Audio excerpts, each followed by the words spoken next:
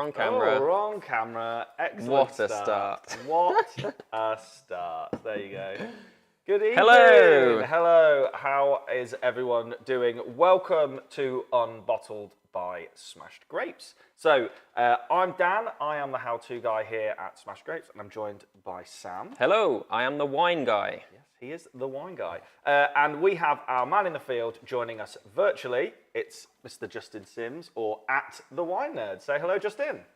Good evening. Hello, guys. No idea why I put that inflection then on the in of Justin. that was just in. Just in is just in. Exactly. What we do here is we challenge Justin to pick a big household name when it comes to the world of wine, and go out and find 3 alternatives in the supermarkets that we think, or he thinks, will offer us a little bit more bang for your buck. And this time round, It's a big one. we get asked a lot about this We wine. do get asked a lot about this type of... two things here. We get asked a lot about jammy wines. We do get jammy wines. And we a get lot. asked a huge amount about Malbec. Yes. So, perfect choice. Jam Shed Malbec is this week's big brand favourite. It's everywhere, isn't it, really? It is absolutely everywhere. It's a behemoth in the And world of reds. super popular. Didn't know it was Malbec. Didn't know it was about Malbec. No, I know of Jam Shed. My assumption, we'll probably talk about this with Justin, my assumption was it'd be like a big Australian Shiraz or something like that, because they do make good jammy wines. I think we might be getting confused with the ones with kangaroos on the bottle. Oh, jammy Roo. Jammy Roo, yeah. So yeah, I didn't know it was a Malbec. So double whammy this week. Favourite grape of the nation and favourite style, I guess, for reds at the moment in jammy. And Justin, jammy, Yes. what the hell are we talking about when we're talking about jammy? What is it that makes a wine jammy, and why do we love it at the moment? Well, jammy is a word. I guess it's talking about wines that have loads of fruit. The emphasis is on fruit, but really sweet fruit. And we'll find out when we taste this Jam Shed Malbec that the emphasis is really on sweet. I'm on it already, by the way. Just Yeah. And I think that's a deliberate thing by the producers. But we'll talk about that in a bit. But yeah, it's basically this kind of really almost overripe fruit, very sweet, very round, soft tannins.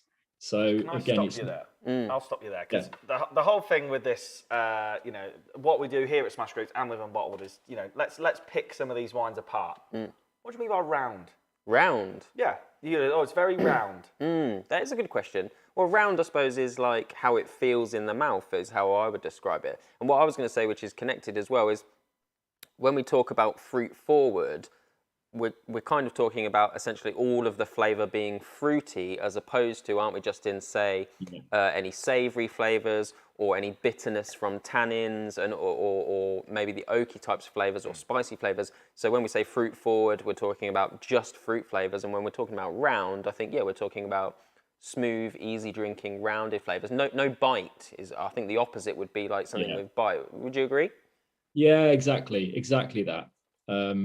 So yeah, it's the fact it's just not feeling like it's dry. You don't get any kind of dryness to it. Yeah. Tannins are basically what make your mouth sort of dry out. So jammy is basically, there's no dryness to this wine. Very sweet. But obviously, when we say sweet as well, it's not a sweet wine. So it's not. It's not dessert wine, syrupy. No. Like, it's not that kind of vibe, is it? No, it's just just all about the fruit flavour. Yeah, it's got none of the bite in the background. And I think at the moment, people are just not into really heavy tannic wine, are they? People don't like wine with generally people don't like wine with tons of bite and tons of tannin. And so I think the reason that we've ended up with jammy wines personally is because what happens is you get a wine that's naturally got big tannins because it's got a thick skin or it's from a warm country. And so we're overcompensating with sweetness, aren't we, to sort of mask the tannins. People have liked that, and now we seem to have gone to the polar extreme of it, where there's just no tannin at all and it's all sweet. Do you not think? Yeah, there's definitely an element of that. The other thing that's worth mentioning at this point is that a lot of these more commercial wines will deliberately have a bit of residual sweetness.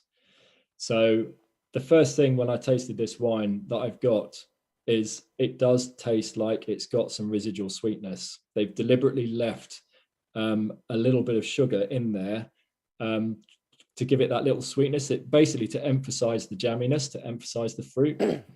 So when you mean left it in there, you mean like not converted it all into alcohol, essentially, deliberately sort of cut it off before all of it could be turned into alcohol. What is it, by the way? 13.5. Yeah, it's possible. What is it? 13.5. Yeah. So, well, no, they are allowed. They would be allowed to.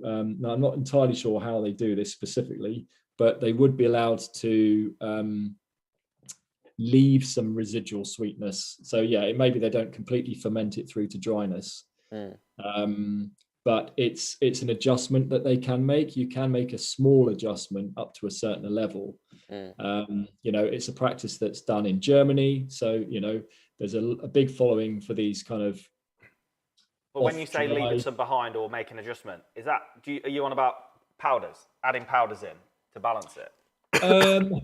It wouldn't be like adding powders, but it would be like literally adding, like I suppose grape must, like sweet grape juice, essentially. Like in Germany they call it Süß Reserve, and it's totally legitimate. It's a common practice, and in fact a lot of those sweeter reds are massively popular. There's a huge company that sells loads of them every year and has done for probably 40-50 years. The sweetness actually does remind me of like juice concentrate. Like I like cranberry juice, but if you buy cranberry juice from like a concentrate carton, it has a sweetness to it, doesn't it? It's even the cranberry juice isn't that tart. It does remind me of that a little bit. What do you reckon? Yeah. I mean, look, it's all right. I definitely think I could definitely drink a bottle of it. It's probably I think it's probably one of those things that it's an easy pleaser for a lot of different people. It's not going to offend anyone really. For me, I was just reading the front of the bottle and it says rich. What does it say? Rich, smooth, rich, jammy and smooth. I think the problem for me is I don't think it's very rich. I just don't think there's a lot going on. I think it's actually very light. It's fruit and I've had like jammy wines that definitely feel like fuller. Yeah, more full. I don't think there's any body to it whatsoever. I think it's quite lacking in anything other than the fruit. Yeah, I think one thing here is probably good to jump in. If you're listening to this on any of the major podcast platforms, you're watching it back on YouTube or Facebook, or you're joining us live. We can see a few people out there watching now. If you've got any comments, you can leave them on the video. Please do. Email them in to us at Smash Grapes, or get involved live in the chat on either Facebook or YouTube, and put your questions across both to us here in the studio and obviously Justin out there in the field. So we've had a little go. I think we're all a bit meh on it. It's it's all right. I can see why it sells. I can see why. They've literally gone, what do people love at the minute? Malbec and jam.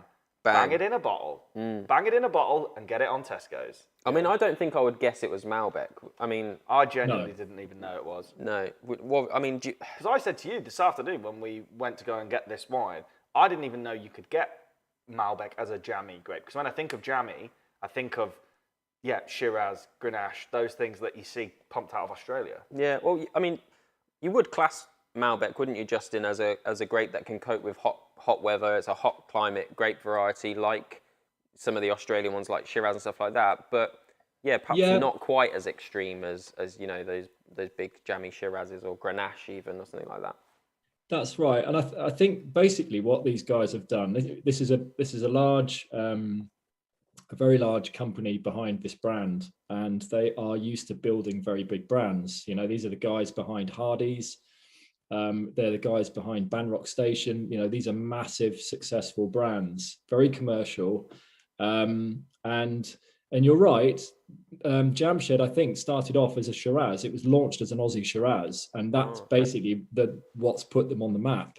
I think now it's the 7th biggest Aussie brand in the UK. It's huge.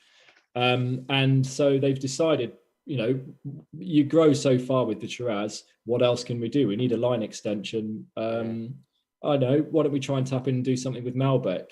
And you highlighted actually earlier, Sam. My problem with this is it doesn't really have varietal character. It doesn't taste like Malbec. This could be a jammy Shiraz.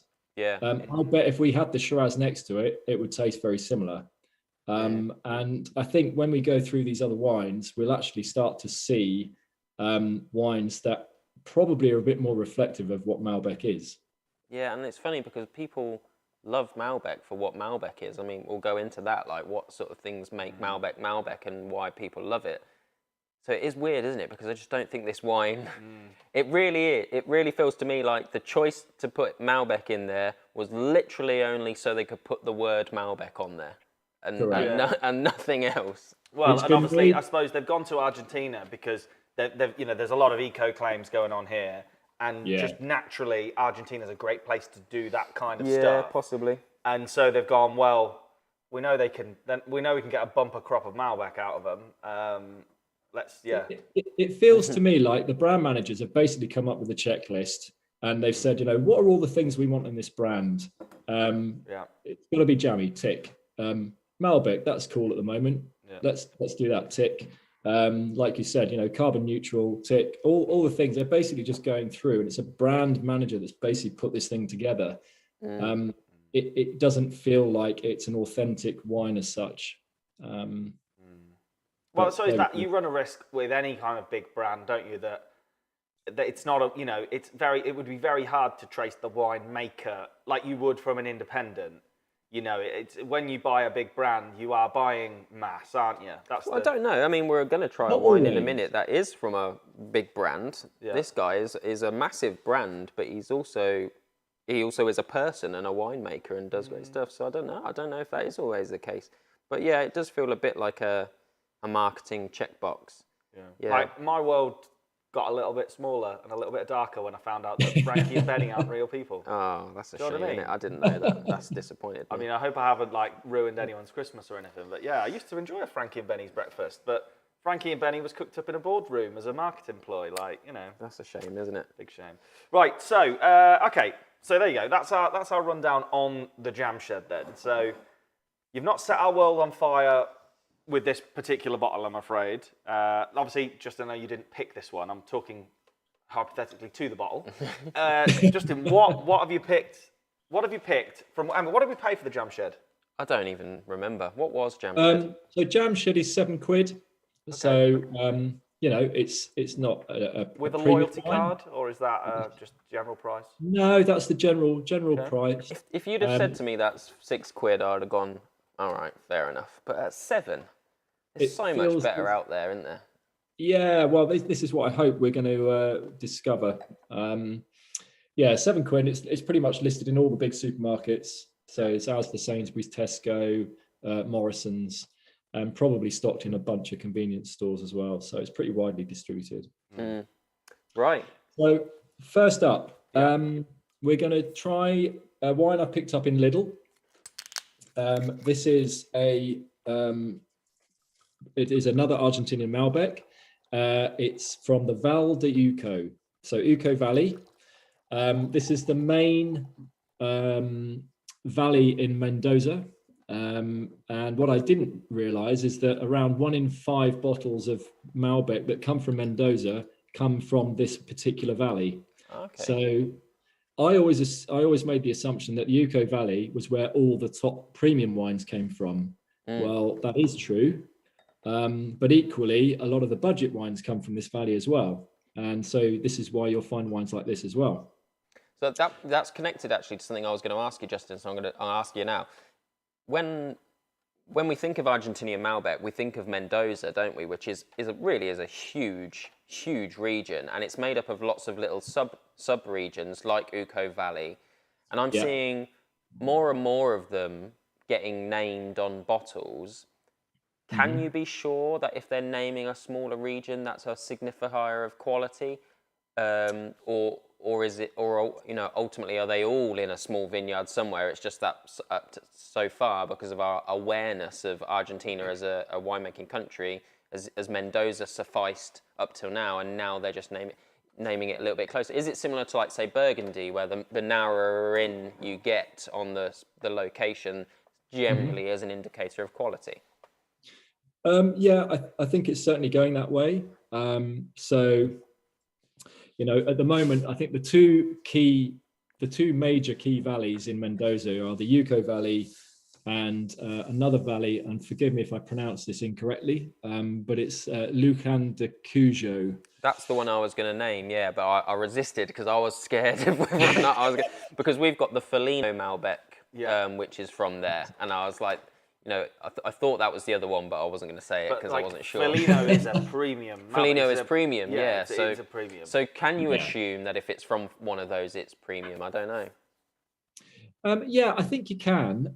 But I mean, I was going to make the mistake of saying, well, it says Uco Valley on the label, so therefore it's going to be premium to, say, San Juan, which is the other major region outside of Mendoza, where a lot of Malbec comes from, or in terms of the bulk Malbec production.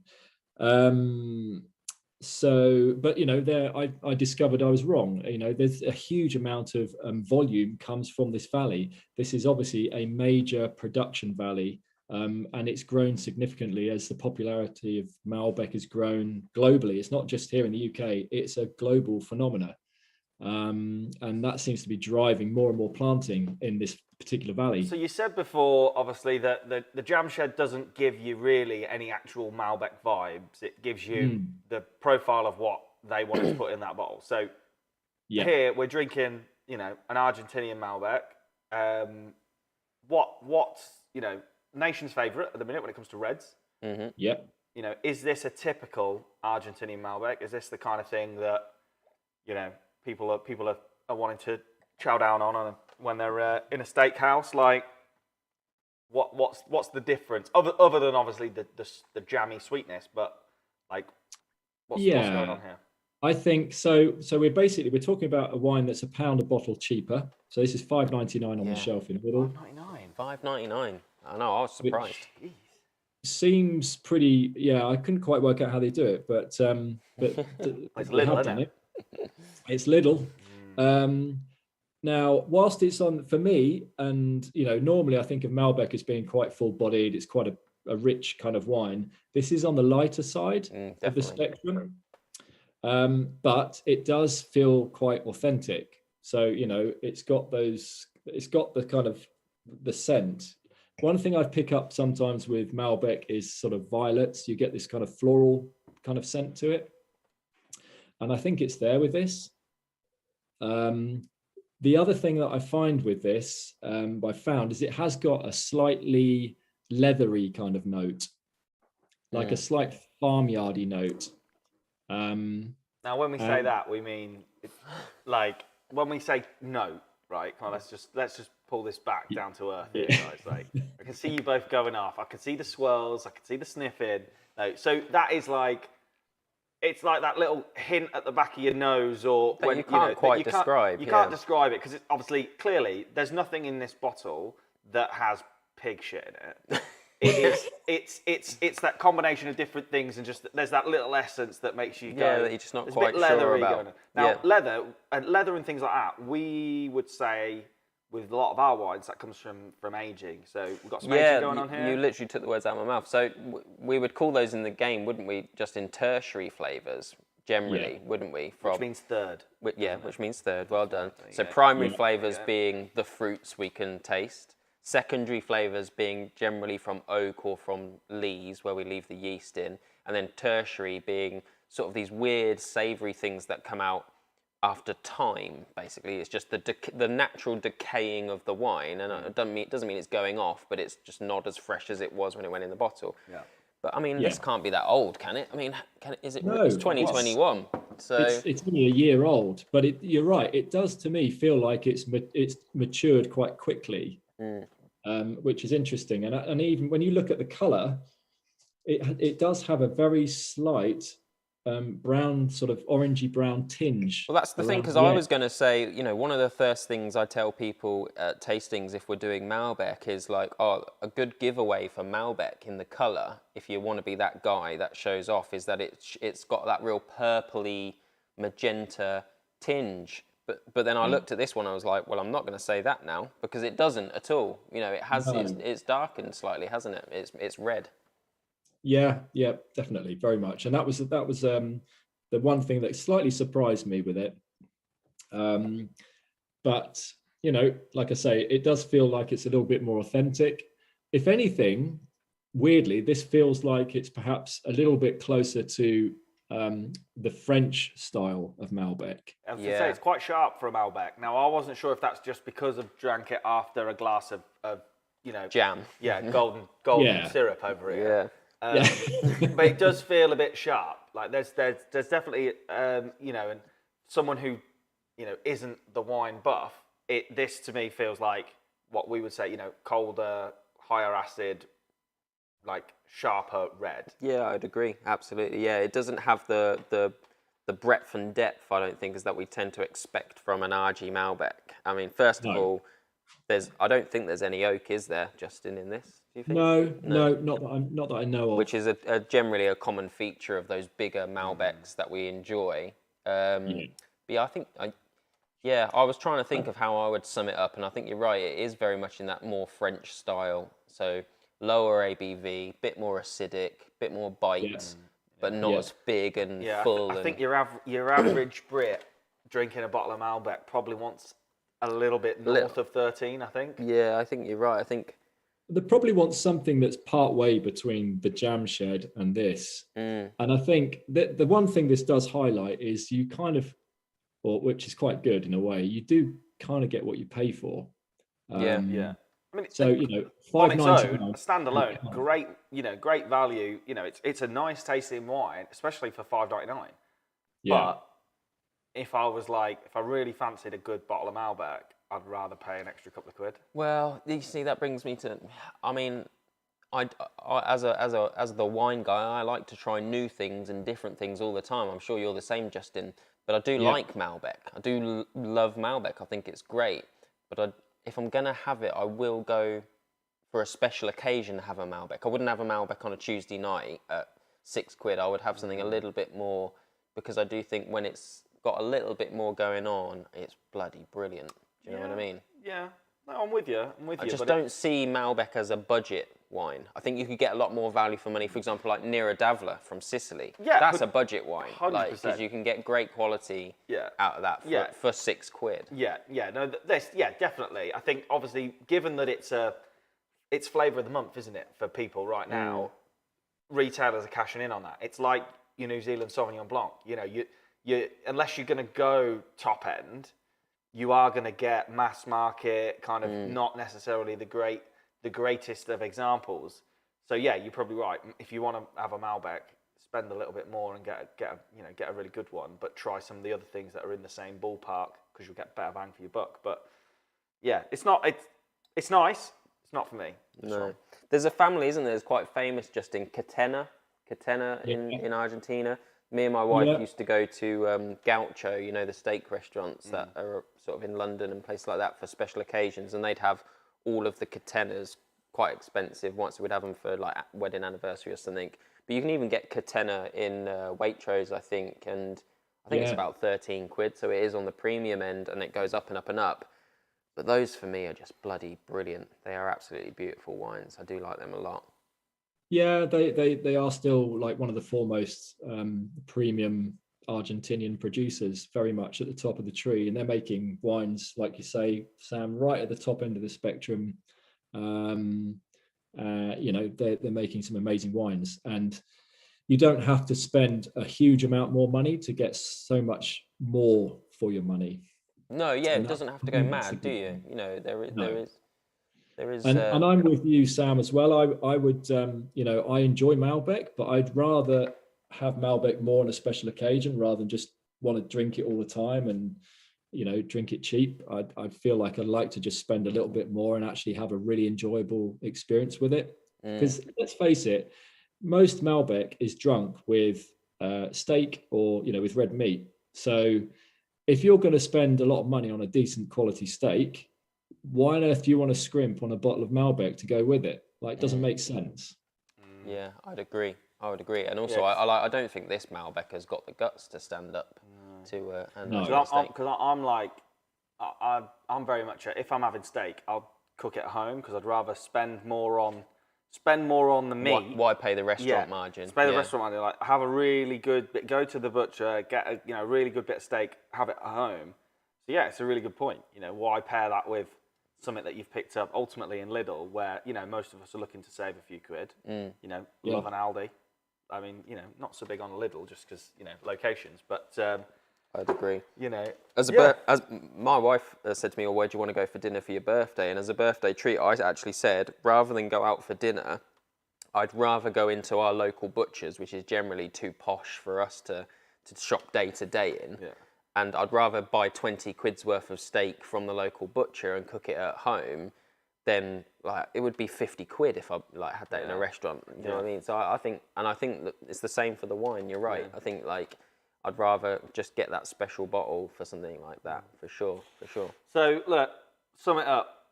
$5.99. I think it's fine. I think it's fine. It's not bad. It's fine. It's fine. Yeah. I mean, I would probably rather drink it than the Jam Shed. For sure. But yeah, definitely great value. Not great wow factor though. No wow factor there. And one of the things that I associate Malbec as well as well as like the sort of what you said, Justin, like that violety flavour is tends to be like a chocolatey richness to Malbec. Mm-hmm. But one of my favourite grapes for chocolatiness is the next one that we're going to do, because this is a blend, isn't it? The next one. So I'm quite I'm excited to see if this grape can do that. I'll get it poured out there. Is that a nice little segue? That's a lovely little segue. So yeah, nice label. Fella with a sombrero and a cape, rounding up some cattle. Very Argentinian. Yeah, very Argentinian. But we're not in Argentina for this one, are we, Justin? Grilled beef beef and not. Strong cheese. We're not. Our cheese will kill that. We're going to the Cape. Let's have a look. What have we got? So we've got a nice cheeky blend from a winemaker called Bruce Jack. Okay. Who is a very accomplished winemaker in his own right. He has a boutique estate in the Cape called the Drift Farm, but he's also producing a range of wines at a commercial level for the supermarkets under his own name. And this is a Pinotage Malbec blend. So whilst there's only about 30% Malbec in this blend, the wine style still feels like it fits the brief. It's quite jammy. It's got that lovely kind of round fruit, and very dark. It's got this lovely deep color. And yeah, as you said, Sam, I think there's definitely a little bit of a chocolate note in there as well. Mm. And this is it's worlds apart. Worlds apart like from 1 and 2. I'm a big Pinotage fan. Pinotage fan. I think Pinotage. Why haven't we got more in? I know. We've not really got a good South African supply yet. We've got a couple of good bits, but not a huge amount. We've had a couple, but yeah, no, it's I mean, I like a Pinotage, but yeah. Pinotage is a hybrid grape, isn't it, Justin? That's right. So it was a crossing, basically between Cinsault, which is one of the southern French grapes, and Pinot Noir. And the two were basically crossed together and they created Pinotage. The university in South Africa that they did it is quite famous, isn't it, for doing that sort of thing? Like they do a lot of that sort of hybrid making and crossing and stuff like that. But Pinotage is, I mean, there's loads. You'll know more than me, Justin. Yeah. There's loads of hybrid ones out there, but Pinotage is one that sort of then has become the signature grape of the country, really, as a result, hasn't it? It for has. reds, I would say. Yeah, exactly that. It's Chenin Blanc for whites and it's Pinotage for reds. And it's a funny one. I've had quite a strange I've had a strange kind of view on Pinotage for a long time, quite mixed. Some Pinotage I've drunk and I've loved it. I've had others which were, quite frankly, revolting. But I think over the last 10 years, a lot of the producers have actually overcome the problems that they had in those early stages with Pinotage. And actually now you'll find that the quality of Pinotage has really improved and it's a lot more consistent. One of the characteristics that used to be an issue was this taste of like banana skin, and real sort of smoky kind of flavor. Who knows what a banana skin tastes like? Like, do you know what I mean? Like, it's not. It's never. So I'd never eat something and be like, do you know what? Do you know? Hang on a minute. Stop. Hold the line. That Banana tastes like skin. banana skin. It's just I've never not tried something it. I would ever think to say. No, I don't think I've. I know what Justin means in that I've had ropey Pinotage and I've had great Pinotage, but I'm not sure about banana skin. It tastes like banana, but it's astringent. So, like, the skin is quite astringent. Right. Okay. So it Next time tastes I have like, a banana, I'm gonna Have a little nibble on the skin. I'm gonna See what you think. bite the outside, just see what it's saying. just take a little chomp and see what you think. Yeah. Now, Bruce Jack is one of those names, isn't it, Justin? We talked about this on the last episode for Oyster Bay when we were talking about some of those premium winemakers that do big brands. We were talking about Australian winemakers, weren't we? That do do the big brand stuff and also have premium. And Bruce Jack is that as well, isn't he? So as much as he is almost a supermarket favourite, I guess you see it everywhere.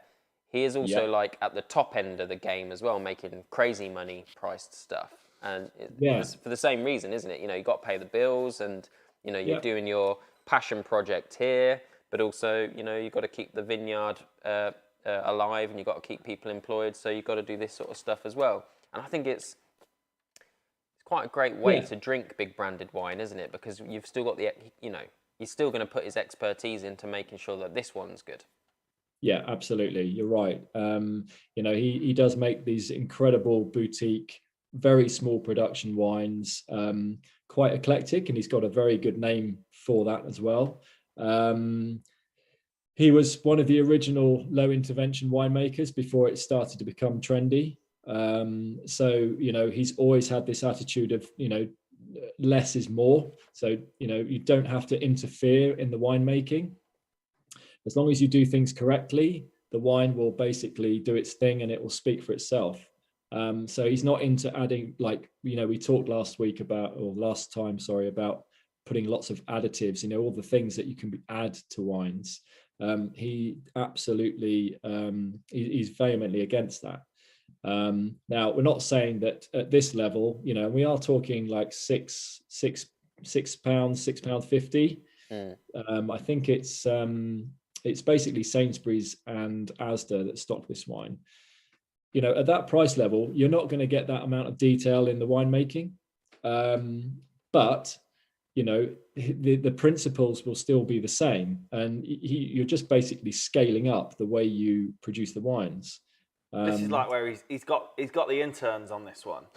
He's got the apprentices in. Doing this, and then he's looking after the bit on the top. He's looking after the PhD students right at the top of the curve. I mean, look, it's nice.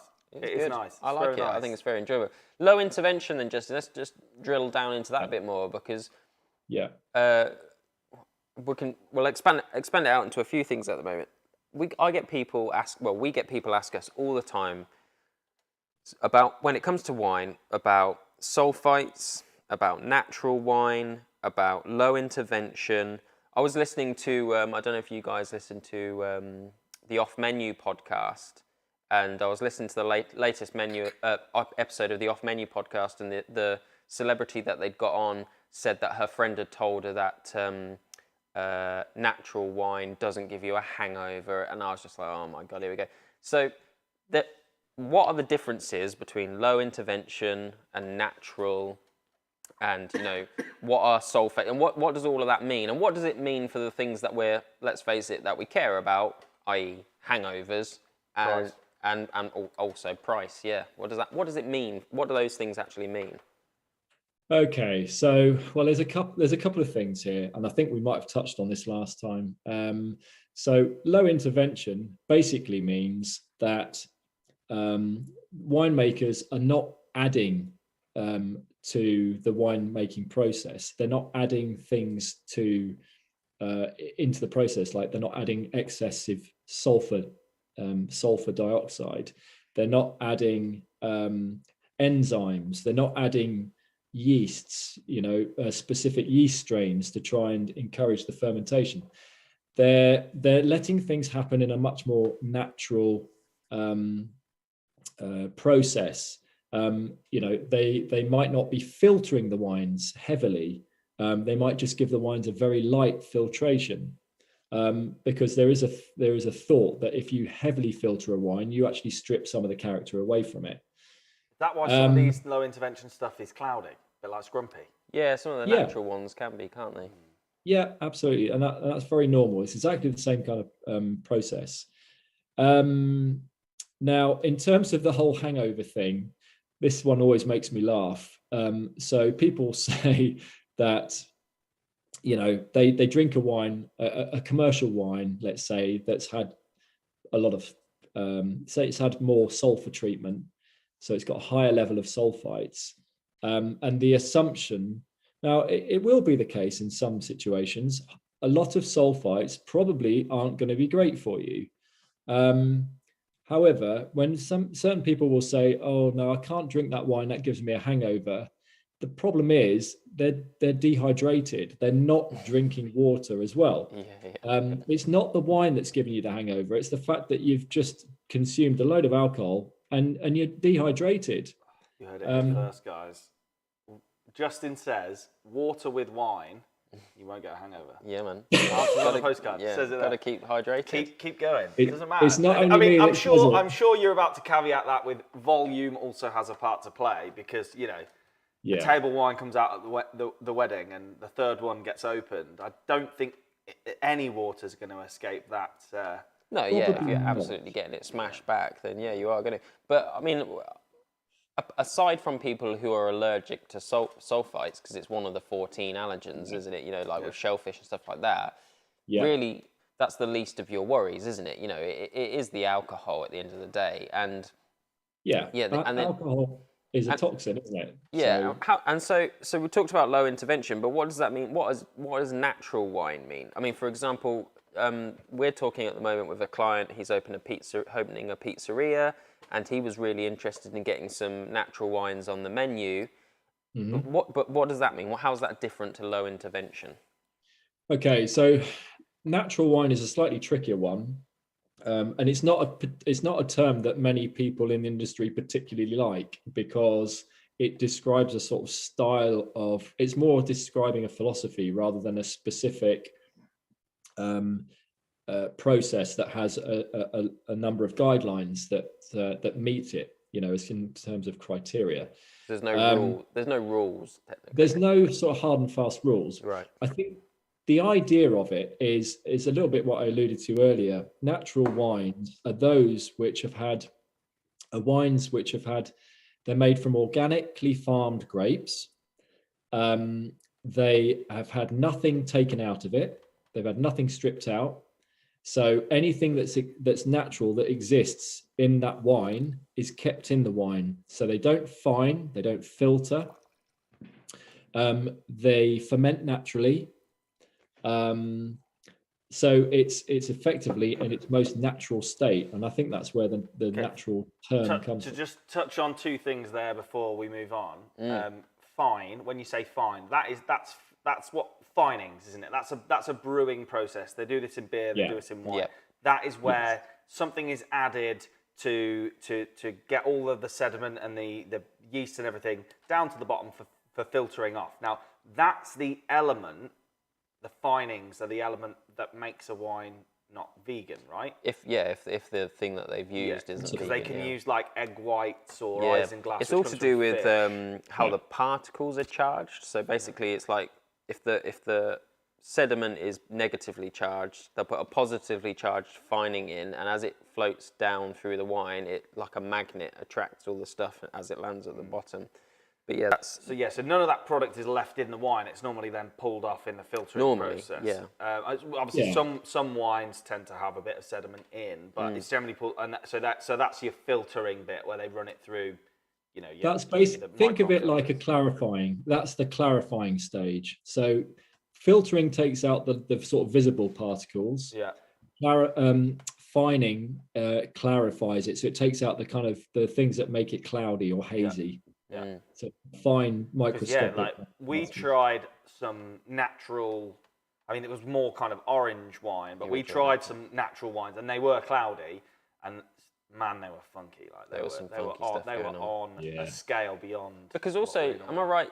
Tell me if I'm wrong here, Justin, because I don't know a lot about this type of wines, but the ones where they use naturally occurring yeast, i.e., the yeast that was just naturally on the skin, it does result in different flavour, doesn't it? Because normally wine is fermented with a specific type of yeast where the yeast actually doesn't impart a huge amount of flavour. But if you actually just let what's called wild, I mean, I've had a lot of wines over the years that have got wild yeast on them, whatever that might mean, and it makes a weird flavour, doesn't it? It's how they make sour beer. It's like you ever had sour beer? Like they just leave the lid off of it, and the yeast that's in the air do the fermenting. It varies. So I've had like you, I've had some natural wines which have been in contact with certain yeasts.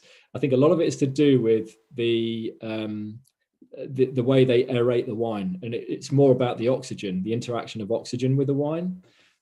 So one particular characteristic that gives it that funkiness is also described as mousy. It's like the smell of mice. Yeah. Like it's not a particularly pleasant smell. Who the hell wants that?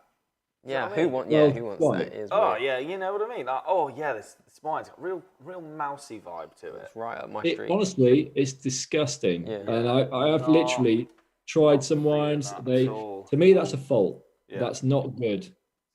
Yeah, because we say that. We say that to people when people go, we get asked a lot, why does the waiter let me taste a wine at a table? And it's to check whether there's a fault in it. And generally, you're looking for like a wet cardboard or cat piss. It tends to so wet cardboard or vinegar. I would 100% put mousy in a bracket with wet cardboard and cat piss. Yeah. Like they would be in there. Do you know what I mean? They're there. They're up there. Yeah. It is weird. But this whole idea, to bring it back round to something half tangible, like the idea that those things could lead to less hangover is ultimately just rubbish, isn't it, really? Yeah. And to bring it back to ground as well, like Pinotage, Bruce Jack, as a Malbec. Oh yeah, I don't even know how we got onto. I don't even know how we got it. No, it's nice. It's nice. Do you know what? I don't know, as an uneducated wine drinker, this is a lovely wine. I'm not getting like the pure Malbec vibes from it though. Oh, I think it has Malbec vibes. I think it's got the dark chocolatey, vanilla-y sort of thing going on. It's definitely got more going on than the Lidl, and definitely more going on than the Jam Shed. Yeah. But yeah, I think like it's still not quite big boy Malbec for me. No. Where are we? Where are we? Percentage-wise, 14. So 14. We're getting there. We're getting there. We're getting there. We've had a message in the chat as well. Matthew's out there, and his wife accidentally, but again, we touched on this, accidentally bought the Shiraz version of the Jam Shed. So, that'll be Australian Jam Shed. Yes. But you think it's a very similar experience to what we're drinking here, even though it's an Argentinian Malbec. The Shiraz / Malbec is secondary to it being a Jam Shed jammy wine. Is that what you're saying?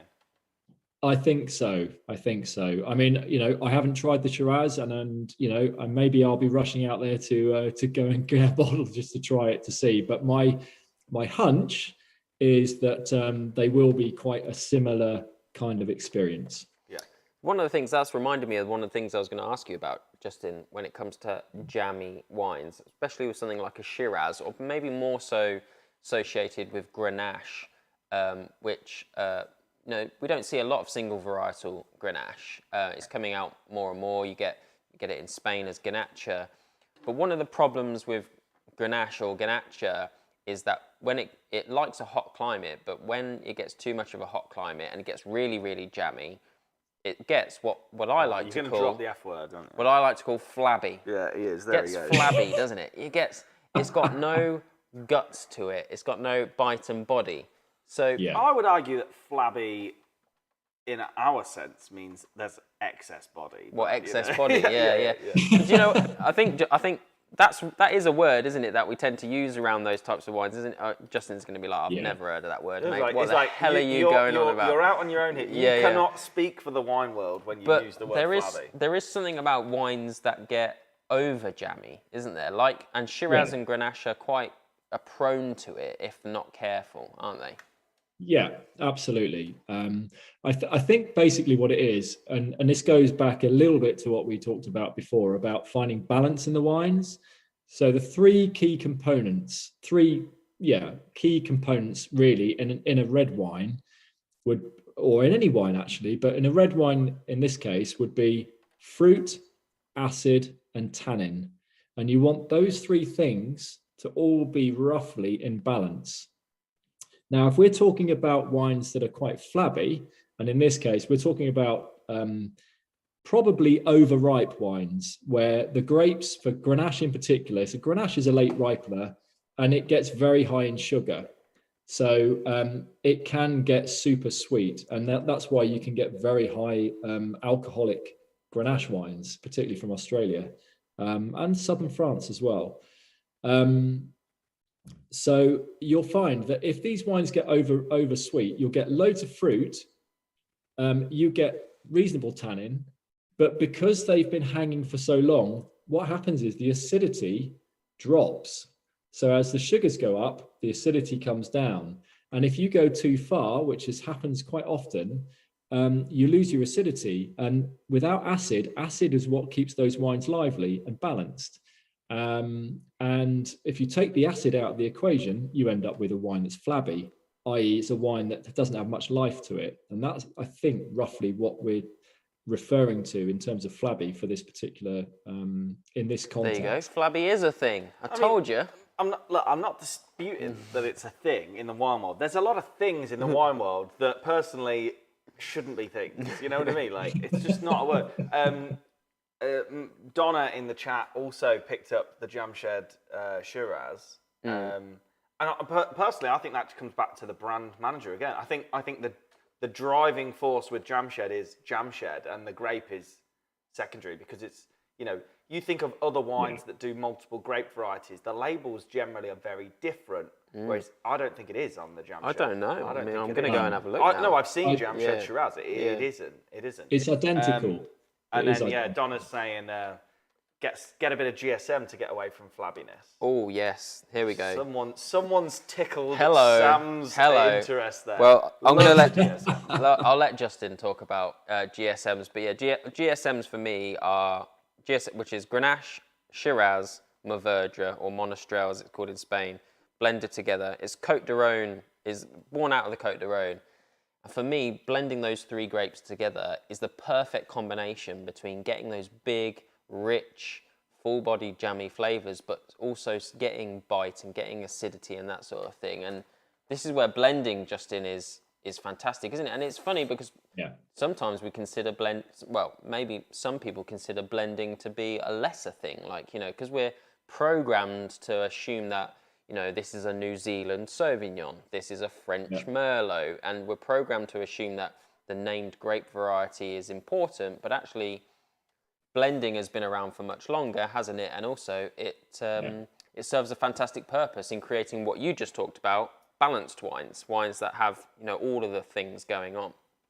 Yeah, exactly. I mean, if you go back, let's say we go back pre-1980s, let's say, the majority of wines that we would have seen here pre-1980s would have been mostly blended wines. It's only really after, probably from the late 80s onwards, we started to see these monovarietal wines, so single variety wines. And like you've rightly pointed out, the Marlborough Sauvignon, you know, Argentinian Malbec, Chilean Merlot, Chilean Cabernet, 80s, death of the Liebfrauen. Chardonnay. Everyone got obsessed.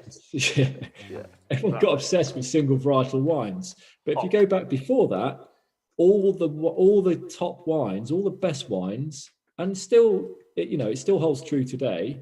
The top wines from Bordeaux, top wines from the Rhone Valley, they're all blended wines. And there's a reason why blended wines are so good. You look in South Africa nowadays, everyone talks about Cape blends. They're not talking about single variety Chenin Blanc. They're not talking about a single varietal Cabernet. They're talking about these Cape blends. And the same thing is happening in Spain. Rioja is primarily a blended wine. You don't often get a single varietal Rioja. That they're more the exception to the rule.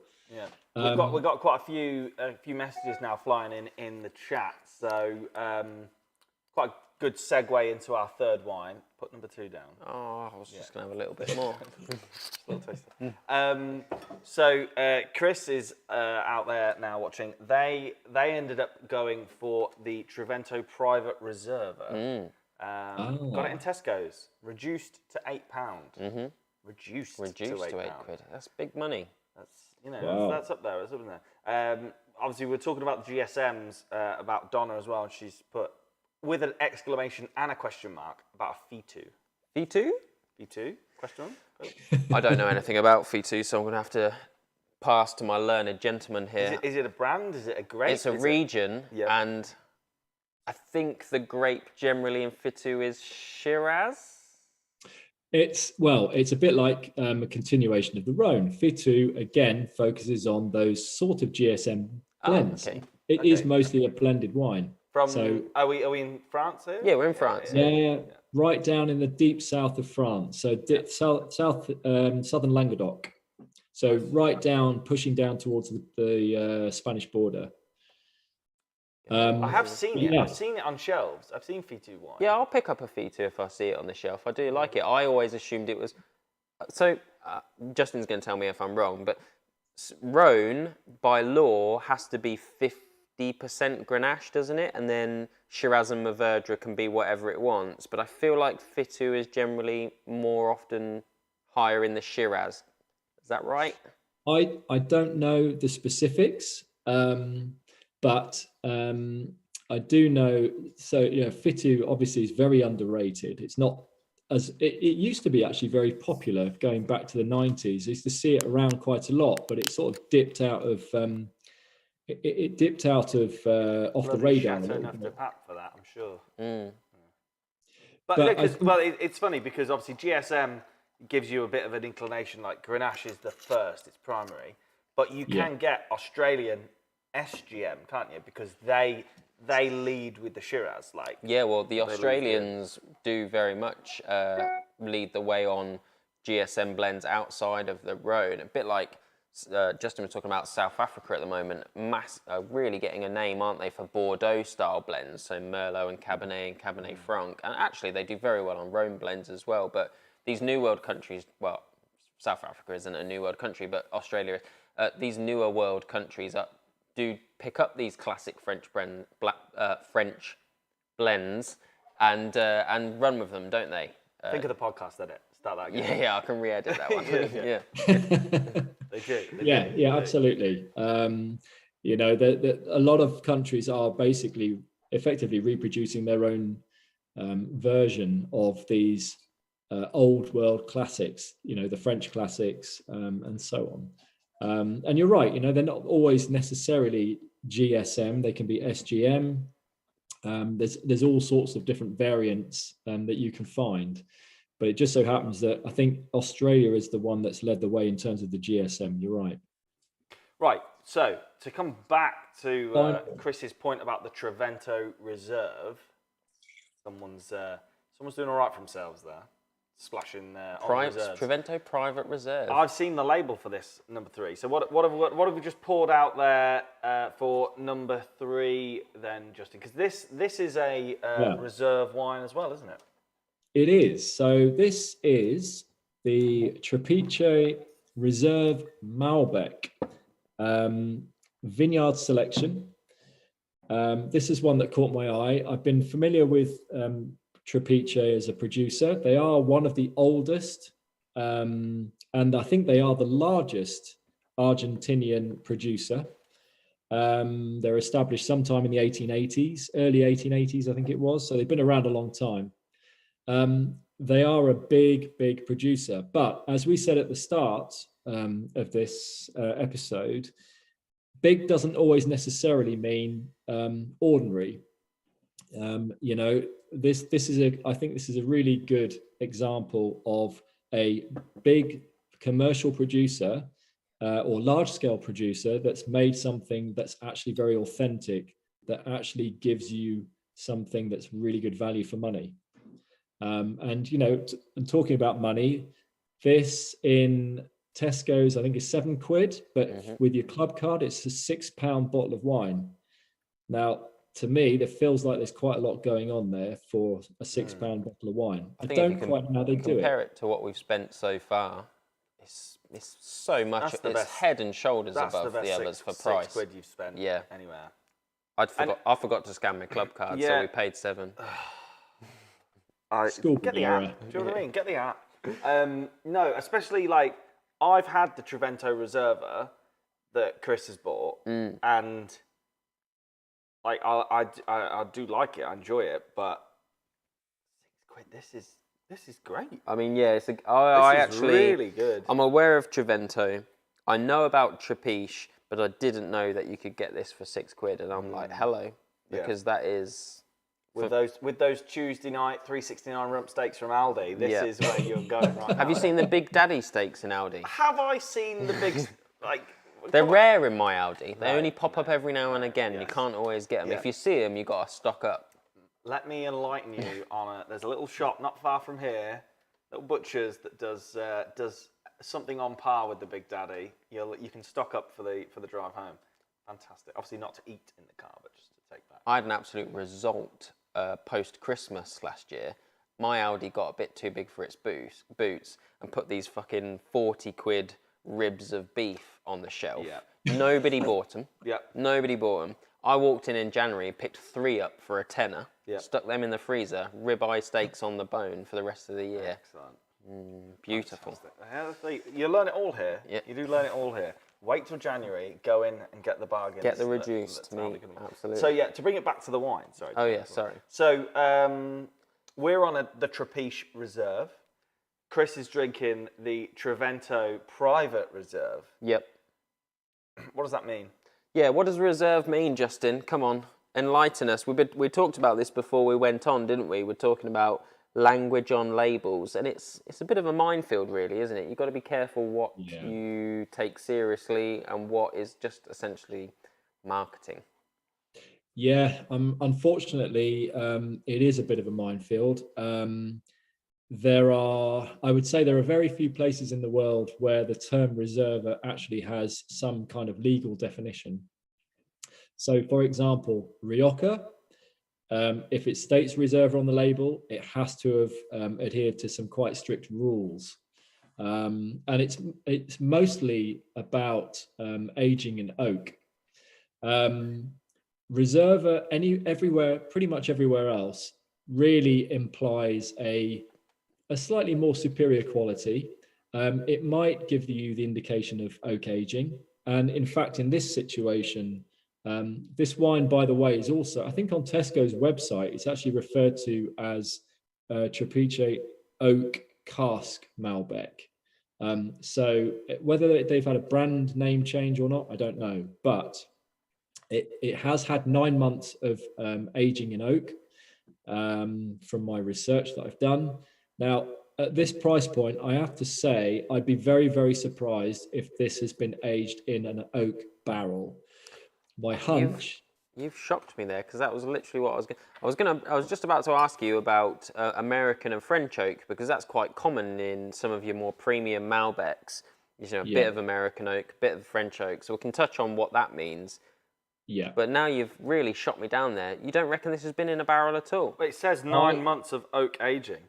Yeah, so there we go. It doesn't stipulate what it's been aged in. So my hunch here, and knowing a little bit about winemaking, I think that this has probably had 9 months of oak chip aging.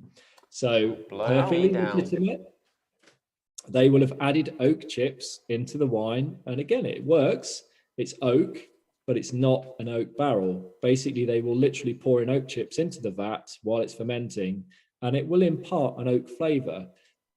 But it's not it gives a slightly different texture to the wine. And I mean, you're going to go into kind of very specific stuff here, and it's probably not worth going down that rabbit hole. But it's a good cost-effective way of giving an oak influence without the expense of an oak barrel, because oak barrels are expensive, and you're not going to stick your £6 bottle of wine in an oak barrel. So can you buy those chips? That's what I'm thinking, because I do a little part-time smoking, you know, and I could imagine a red wine soaked oak chip would be great for a lovely little joint of beef. Joint of beef, yeah. So I sat here, Justin, not 2 weeks ago, talking about Rioja. We were talking about white Rioja, and we were talking about oak aging. And I absolutely slated the hell out of oak chipping as a practice. And now I think I'm going to have to eat humble pie, because I think this is a cracking little number, and I do think it's great value for money and quite tasty. So it's not as bad as I perhaps made out then. No. And to be brutally honest, I don't have an issue with oak chips at all. From a wine nerdy purist point of view, I don't have an issue with it. It's perfectly legitimate. It's a good cost-effective way of adding that oak influence. Adding oak essence, I probably would have a bit of an issue with. And I'm hoping that this isn't down that camp. And knowing these guys and knowing they've got a very, very good winemaker, I would like to think that this is probably oak chips. You can buy oak chips in bags, you know, you get large bags and you literally tip it in. You can buy French oak chips, you can buy American oak chips. So it's quite specific. Are the French and the Americans the only people who grow oak trees? No, you do get other oak, don't you? Surely. But not a huge amount. Yep. We do grow oak trees. Where's the honest English oak tree? That's what I want to know. Probably doesn't impart too much either way. No, do you know why? Do you know why, Justin, that we are essentially American or French oak in the wine world? What's that about? I think it's more about the species of the oak. So I don't think that French oak is just. I mean, I might be wrong here, so don't shoot me down. But I'm not sure that all French oak only grows in France. It could possibly be that it grows in other European countries as well. It might be related to a European species of oak. The difference is down to the grain. So French oak is a tighter grained oak. American oak is a much more looser grained oak, and there are flavor characteristic differences between them. Unexpectedly, American is more in your face and a bit bolshy, isn't it? Yeah. The flavor's definitely sort of more, more vanilla, more coconut. Yeah, it's that kind of thing. French oak is more subtle. It's more like your cigar box. You know, it's like that cedar wood kind of effect. And there's toast levels as well, isn't there? Yeah, is that right? Like you can have your barrels toasted, medium or high or whatever it is. Yeah, absolutely. So, you know, if you want more toasty influence, you go for a higher level of toasting. The majority of wine producers probably go more for middle, like medium toast, and maybe or to a slightly lighter level of toast. Like nowadays, they don't want so much of that overly toasty flavor. Back in the 80s and 90s, you know, the Aussies were loving the oak. They completely overkilled the oak, and it was more about having high toast. Now it's more on the kind of restrained level. The biggest takeaway, just having a quick read of this bottle, you know, nice label, bit of texture to it. Wine, Argentina's national beverage. Is it their national beverage? According to the label on the Trapiche Reserve, it is. Wow. So Argentina as a country, obviously we're not too. I mean, I could be completely wrong here. We're not too far away from the likes of Chile. We're in South America, aren't we? Yeah. So altitude, mountains. We've got a lot going on. So Mendoza obviously is the region for this, and most of the kind of wines we will drink from Argentina. But I guess you could probably buy some stuff from some quite funky places in Argentina that isn't your Mendoza that will give you a bit of a different experience as well. There are a few little niche regions, aren't there, coming through? I'm not an expert in them by any means. And Argentina has got fantastic white wine. There's a lot more to it other than Malbec. That's the Malbec. point, actually. I don't think I've ever had an Argentinian white. What's the grape beginning with T, Justin? I forget. So you talk about other regions. If you go right up to the northern border with, I think it's borders with Bolivia or Peru, you get to Salta, where you find Torrontés.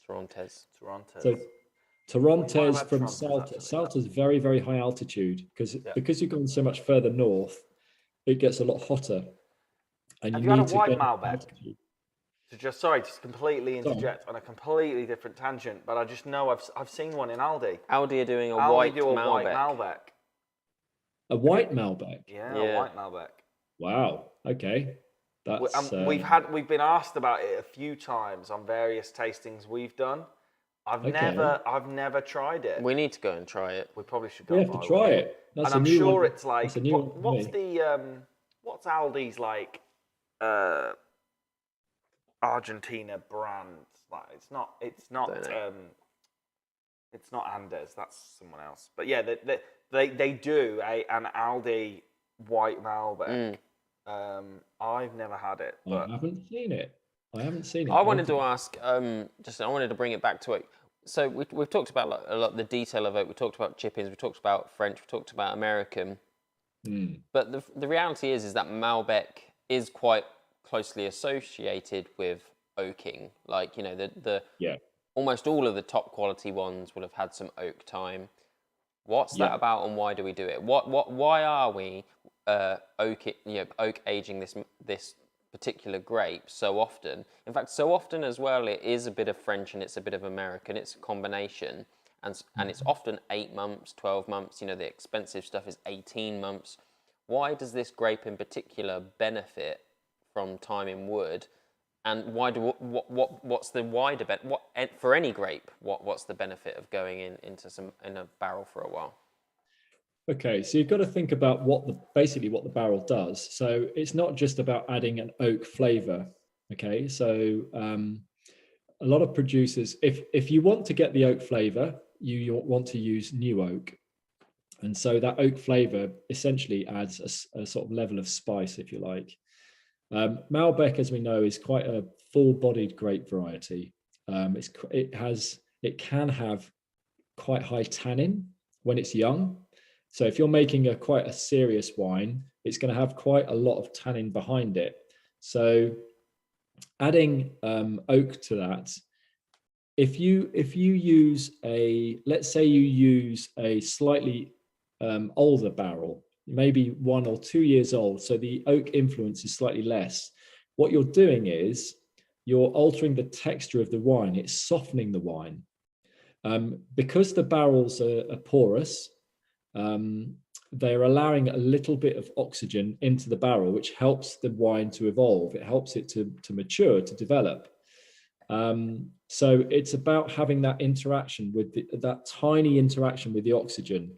And I did mention, I'm not going to mention it now, but I mentioned it last time, a certain term that allows the wine to breathe, basically, to evolve, to develop. And that's essentially what those barrels do.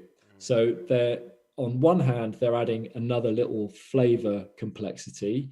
On another, they're allowing that wine to soften. It's softening out the hard edges, that's softening the tannins. And then when it gets thrown in a bottle, that kind of stops, right? Because the oxygen doesn't happen, so it's like it preserves it in the bottle. But what I think is interesting about that, and why I asked Justin about oak aging, is because I think most people would associate Malbec as a big, full-bodied grape variety, but soft.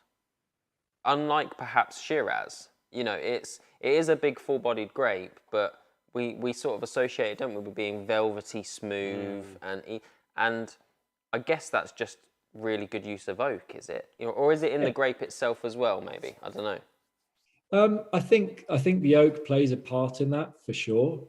You know, a lot of it is about how you produce the wine. So one of the other things, and again, we talked about this last time, the use of concrete. You know, Argentina historically used a lot of concrete vats. They weren't using stainless steel; they used concrete vats, and a lot of the older states have revived those vats, and they're using concrete again because it's porous. Especially if you're making it in large volume, and allowing a grape like Malbec to have that sort of subtle oxygenation does allow it to sort of soften and develop and evolve.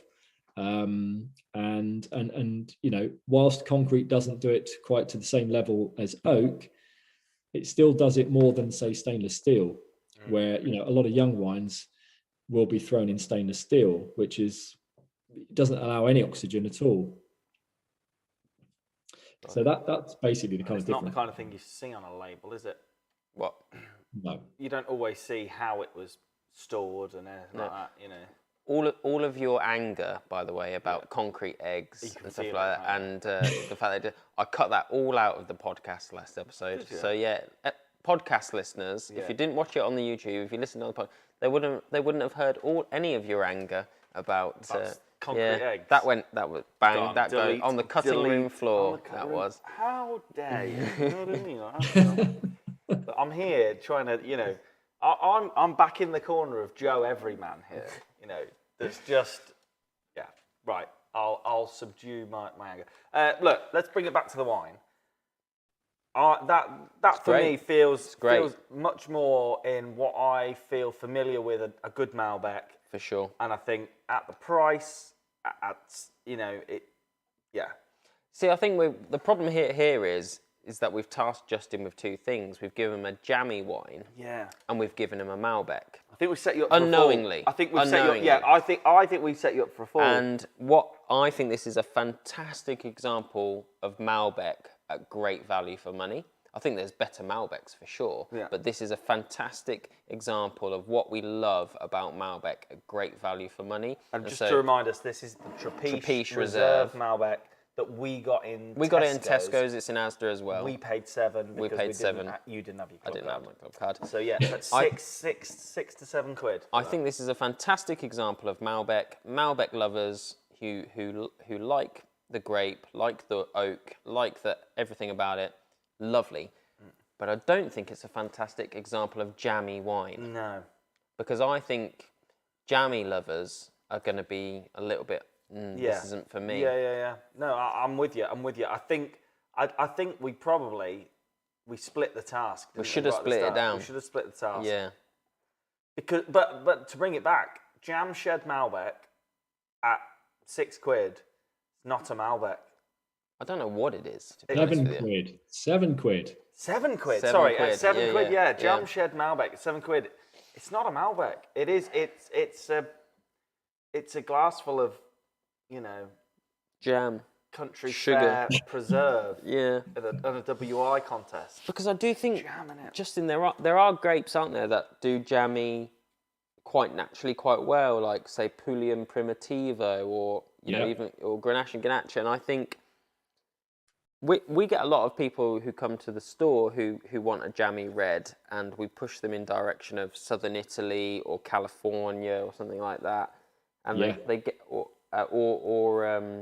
you know, an Amarone style wine, so you know, a wine that's a Passamento, and that really is up their street. But I just, with Malbec being jammy, it's such a weird thing that it's difficult to. I think we've set you an impossible task, I think, to find a Malbec that is jammy, because it shouldn't be, should it? No. Typically, Malbec, you would not describe Malbec as being jammy. That's, it just doesn't make sense. So it was a tricky one. But I think this is great. I mean, as like, to bring it back around, as a Malbec, this is fantastic. Yeah. And, you know, I can already see I've got a lovely bit of ribeye in the fridge, for the weekend. This bottle's going nowhere. I know where it's going now. You can take the jam shed with you. And oak chippings. Who'd have thought? If I could buy the wine-stained oak chippings, I'll put a lovely bit of rolled brisket in my smoker, chippings in there, hot smoke that bad boy. Amazing. Yeah. Amazing. Just did. Speak to some of the wineries. Get me some wine-soaked oak chips, please. What's Roger saying? He had a Carmenere? Yeah, Roger got Tesco's... he went completely left field. Got Tesco's finest Carmenere, reduced to £7.50. Wow. I mean, it's a bit left-wing, but might as well mention it as Roger's mentioned it. Carmenere, I flipping love Carmenere. It's a great grape, isn't it, Justin? And generally Chilean rather than Argentina, but... I'm not sure I'd describe it as jammy, but fantastic grape. It's brilliant. You know, at the end of the day, if you like a good curry, I mean, who doesn't like a decent curry?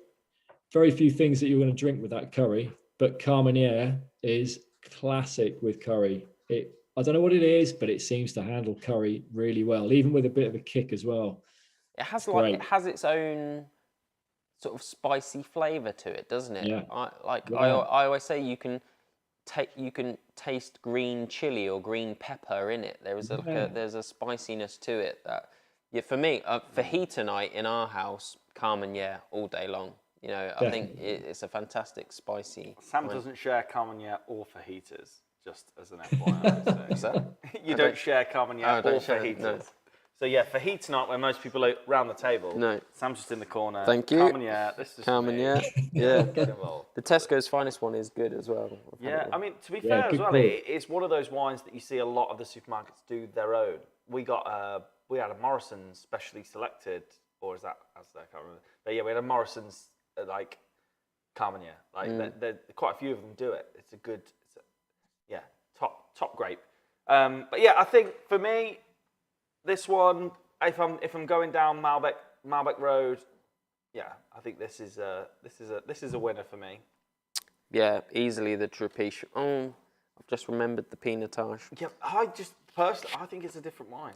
I do think it's a different wine. I think the Pinotage is great, and I don't want it to... it's a close second, and I don't want it to be forgotten, because I think the Pinotage is a cracking wine, especially for a big brand as well. Yeah. I think it's a really good quality wine for a big brand, and I think more people should try Pinotage if they haven't.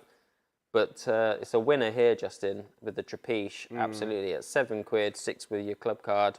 You know, you got 91 points from James Suckling stuck at the top there. You know, it's won awards.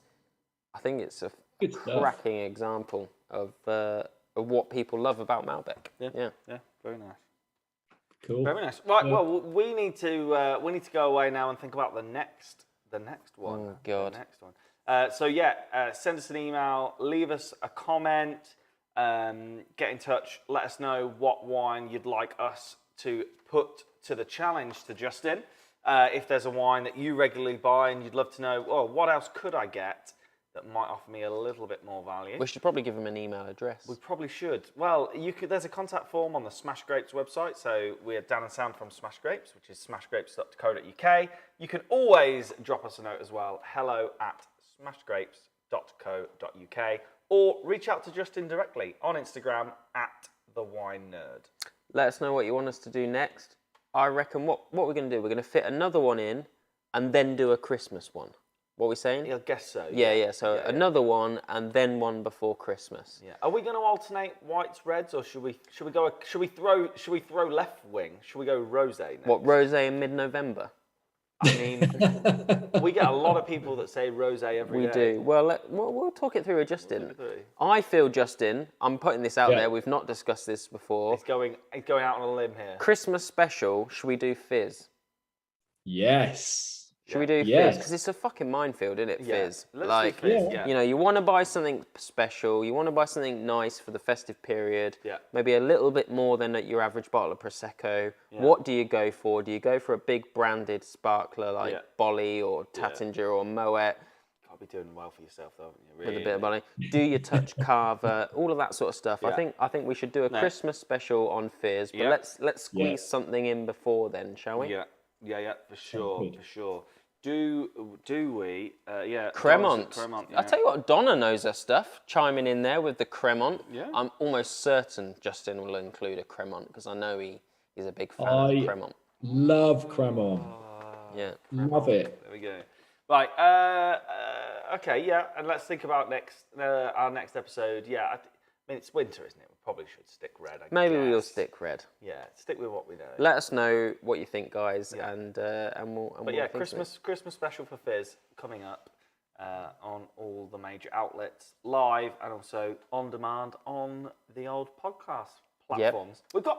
We've actually got downloads. Downloads have happened. How? Why? We're How on. And why? We're on Spotify. Yep. We're not on Apple yet. Complicated. They'll get us there eventually. Yeah. But yeah, go on and download the podcast. Yeah. So and tell your friends. If you can't join us live next time, get the podcast. We trim it down. Laura says defo Fizz for Crimbo. Thanks, Laura. Yeah. And she's off to look for the trapiche. Excellent. Yeah. There you go. We'd like to impart just a little bit of knowledge. This is it. We're reaching out. We're reaching out to the people. We've got reach. We are reaching. Right, Justin, thanks again. Thank you, Justin. This. Yeah, some fantastic wines. For me, yeah, Trapiche, Malbec, decent. The Bruce Jack. There we go. I was going to say Bruce Jones, but it's not. Bruce Jack. The Bruce Jack, lovely wine. Not something I would just go for if it was Malbec. Jam Shed can stay in the shed for all I'm concerned. Yeah, no. And Lidl, fantastic at $5.99. Crazy value. Crazy, but I'm not going to be rushing out to buy it. No. I might give it as a gift to someone that I don't really like. I don't know what that means. Well, it's they're not gonna be like, this is shit, but equally they're gonna be like, oh, okay. That's the kind of wine that gets re-gifted. Yeah, that's what I think. It does a few racks before it gets drunk. Yeah. Before it meets its maker, at 3 a.m. after a barbecue, when you should just stop. Yeah. That's that kind of wine for me. I know that one. Yourself, wine of the night for you? Easily the Trapiche. Yeah. Easily the Trapiche. Justin, wine of the night, what's your favourite? Yeah, I'm totally with you all the way. I quite enjoyed the Bruce Jack, but yeah, as a different style of wine. But if it's Malbec, Trapiche for me. Absolutely. Wonderful. Excellent. Right. Well, look, thanks for joining us again for this one. Keep an eye out on all our social channels at Smashed Grapes UK, and you can follow Justin on Instagram at The Wine Nerd. We'll put an announcement out about our next wine. We'll let you know what it is so that you can come grab yourself a bottle and let us know what your favourite supermarket equivalent is. But for now, we will see you on the next episode of Unbottled Wine Aisle Hacks. I forgot to add that in at the start. Well, then you remembered it now. There we go. But look, thanks for joining. From all of us here at Smash Grapes and from Justin at The Wine Nerd. Cheers. We're empty. Cheers, guys. But thanks a lot. Speak to you soon. See you later. Cheers. Bye. Bye-bye. Bye-bye.